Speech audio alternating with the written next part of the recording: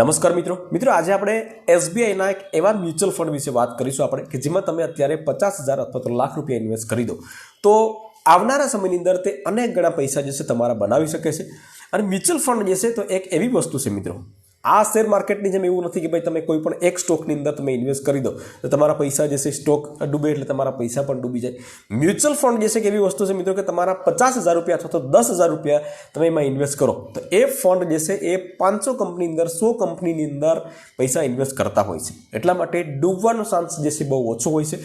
મિત્રો જે અત્યારે ઘણા બધા લોકો જે છે એસઆઈપી કરે છે, મતલબ કે સિસ્ટમેટિક ઇન્વેસ્ટમેન્ટ પ્લાન, જેની કેપેસિટી જે છે એક સાથે પૈસા રોકવાની ના હોય તો તે એસઆઈપી કરે છે।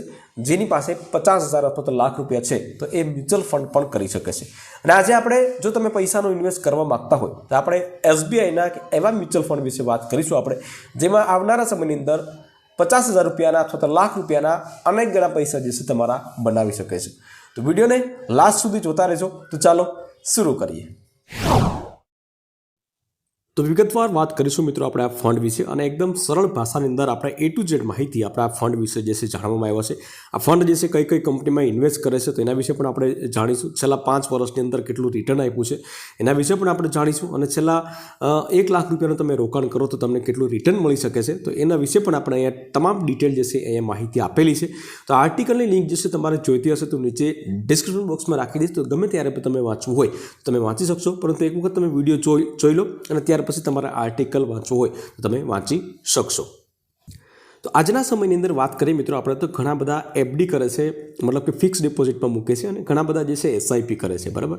પરંતુ મોસ્ટ ઓફલી જે છે એસઆઈપી લોકો કરતા હોય છે। એસઆઈપીમાં કેવી રીતના હોય છે કે ભાઈ દર મહિને જે છે તમારી કેપેસિટી પ્રમાણે મિનિમમ 500 રૂપિયાથી લઈ અને મેક્સિમમ કોઈ લિમિટ નથી એમાં, તો દર મહિને તમારી કેપેસિટી પ્રમાણે ઓછા જેટલા પૈસા જે છે એનું રોકાણ કરી અને એક આવનારા સમયની અંદર ભવિષ્યની અંદર તમે એક મોટું જે છે ફંડ જે છે એ એકઠું કરી શકો છો। અને બીજી એક વસ્તુ જે છે કે લમસમ એસઆઈપી પ્લાન, આપણે આજે લમસમની વાત કરવાના છે। હવે લમસમની અંદર કેવી રીતના હોય છે, એક જ વખત તમારે રોકાણ કરવાનું હોય છે। મિનિમમ જે છે 5,000 રૂપિયાથી શરૂઆત કરી શકો છો, મેક્સિમમ જે છે કોઈ લિમિટ નથી, બરાબર। હવે આમાં ઘણા બધા મિત્રોને પ્રશ્ન થતો હશે મિત્રો કે ભાઈ એક વખત રોકાણ કર્યા પછી એ જ ફંડની અંદર બીજી વખત તમારે પૈસા ઉમેરવા હોય તો ઉમેરી શકાય કે નહીં? બિલકુલ ઉમેરી શકાય છે। એવું નથી મિત્રો કે એક જ વખત તમે પૈસા જે 50,000 રૂપિયા અથવા તો 10,000 રૂપિયા રોકાણ કરી દીધા અને પછી તમારે રોકાણ ન કરી શકાય, એવું નથી હોતું। ગમે ત્યારે પણ તમારે પૈસા એમાં એડ કરવા હોય તો તમે કરી શકો છો, પરંતુ એસઆઈપી મતલબ કે સિસ્ટમેટિક ઇન્વેસ્ટમેન્ટ પ્લાનની જેમ ન હોય કે ભાઈ દર મહિને તમારે પૈસામાં રોકવા જ પડે, એવું જરૂરી નથી હોતું। અને એ જ લમસમ પ્લાન વિશે આપણે આજે વાત કરવાના છે। હવે આપણે આટલા મુદ્દાઓ વિશે આપણે આજે આ વિગતવાર વાત કરવાના છે મિત્રો, કે એસબીઆઈનો જે ફંડ જે છે એ કયો ફંડ છે એ પણ હું તમને આગળ જણાવું છું। એસબીઆઈનો જે ફંડ જે છે બહુ સારો ફંડ છે મિત્રો। 1 લાખ રૂપિયાનું આજે રોકાણ કર્યું છે, કરો ધારી લો કે, તો ભવિષ્યમાં તમારે કેટલું મતલબ કે રિટર્ન તમને મળી શકે છે? શું આ યોજના તમારા માટે યોગ્ય રહેશે? શું તમને કોઈ ગેરંટી મળે છે કે નહીં? શું તેમાં કોઈ જોખમ સામેલ છે કે નહીં? આ બધા પ્રશ્નોનો જવાબ જે છે આપણે આગળ જે છે કેલ્ક્યુલેશન સાથે સરળ ભાષાની અંદર આપણે સમજશું। તો સૌ પ્રથમ જે છે આપણે એ સમજશું મિત્રો કે મ્યુચ્યુઅલ ફંડ એટલે શું? મ્યુચ્યુઅલ ફંડ જે છે ઘણા બધા મિત્રોને ખ્યાલ હશે, પરંતુ ઘણા બધા મિત્રો એવા છે કે જેને મ્યુચ્યુઅલ ફંડ જે છે એના વિશે કોઈ પણ ખ્યાલ નથી હોતો। તો મ્યુચ્યુઅલ ફંડને સરળ ભાષામાં સમજીએ તો દેશની 100 કંપનીઓમાં એક મ્યુચ્યુઅલ ફંડ જે છે રોકાણ કરતો હોય છે, એક્ઝામ્પલ તરીકે, બરાબર। પછી એમાં અમુક 50 કંપનીઓમાં રોકાણ કરતા હોય, અમુક 200 કંપનીઓમાં રોકાણ કરતા હોય, તો એક્ઝામ્પલ તરીકે 100 કંપનીઓમાં રોકાણ કરે, મતલબ કે કોઈ એક કંપનીમાં જે છે મ્યુચ્યુઅલ ફંડ જે છે એ રોકાણ નથી કરતા। ઉદાહરણ તરીકે સમજીએ મિત્રો, તો તમે 10,000 રૂપિયાનું રોકાણ કર્યું હોય, એસઆઈપી અથવા તો લમસમની વાત કરીએ, બરાબર, બંને એક જ છે। એકમાં મહિના દિવસે કપાવવા પડે, એકની અંદર તમારે એક જ વખત રોકાણ કરાવવું પડે, બરાબર, બાકી બધું સેમ જ છે। તો માની લો કે તમે 10,000 રૂપિયા એક ફંડની અંદર રોકાણ કર્યા છે, એસબીઆઈના અથવા તો કોઈ પણ ફંડ હોય એમ, તો એમાં તમારે 100 કંપનીઓમાં તમારા પૈસાનું રોકાણ થાય છે, મતલબ કે 100 રૂપિયા અલગ અલગ કંપનીમાં તમારા રોકાય છે, અને એને જ કહેવાય જે છે મ્યુચ્યુઅલ ફંડ। હવે આમાં ફાયદો શું છે મિત્રો?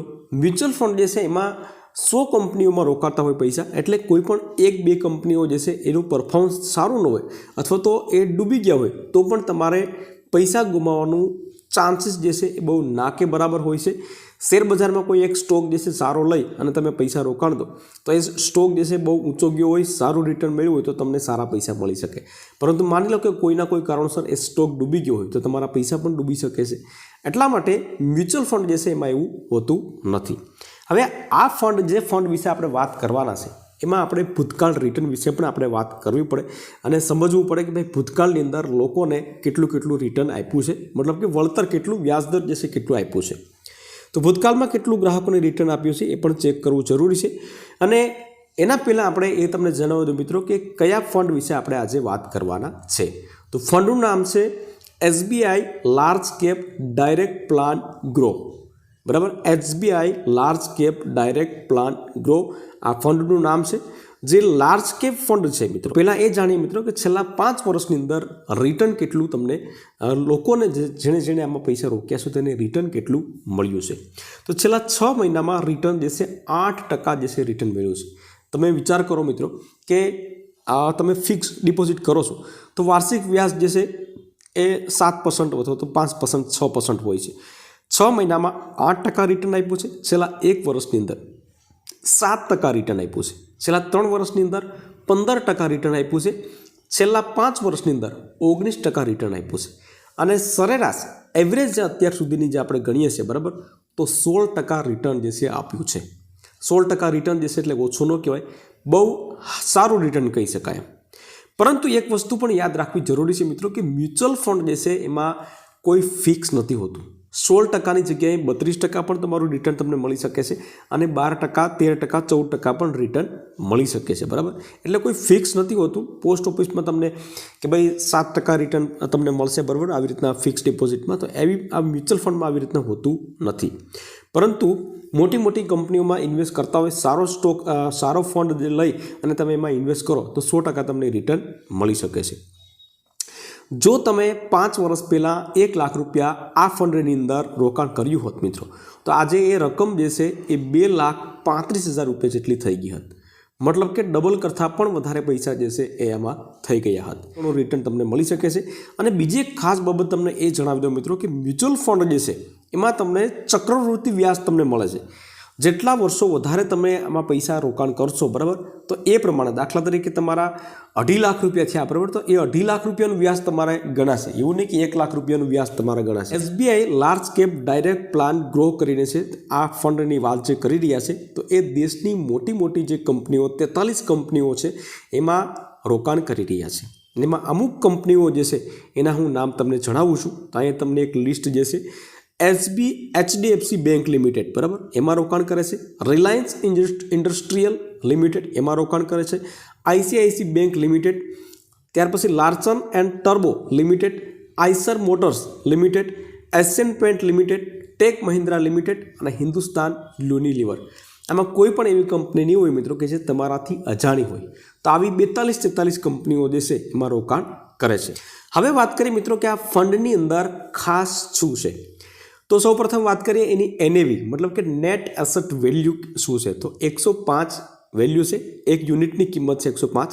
ત્યાર પછી ફંડ સાઇઝ શું છે, મતલબ કે ફંડ પાસે જે છે પૈસા કેટલા છે અત્યારે, તો 52,829 કરોડ રૂપિયાનું ભંડોળ છે એની પાસે. મતલબ કે લાખો કરોડો લોકોએ આમાં ઇન્વેસ્ટ કર્યું છે. ભવિષ્યમાં પૈસાની તમારે જરૂરિયાત પડે બરાબર, તો તમે 24 કલાકની અંદર તમારા ખાતાની અંદર વિડ્રો કરી શકો છો. પરંતુ રોકાણ કર્યાના 1 મહિનાની અંદર જ જો તમારે પૈસા જો તમારે વિડ્રો કરવા હોય તો પછી થોડો ચાર્જ લાગી શકે છે. 0.25% ચાર્જ લાગે છે. ત્યાર પછી ગમે ત્યારે પણ તમે પૈસા ઉપાડશો તો કોઈ ચાર્જિસ લાગશે નહીં.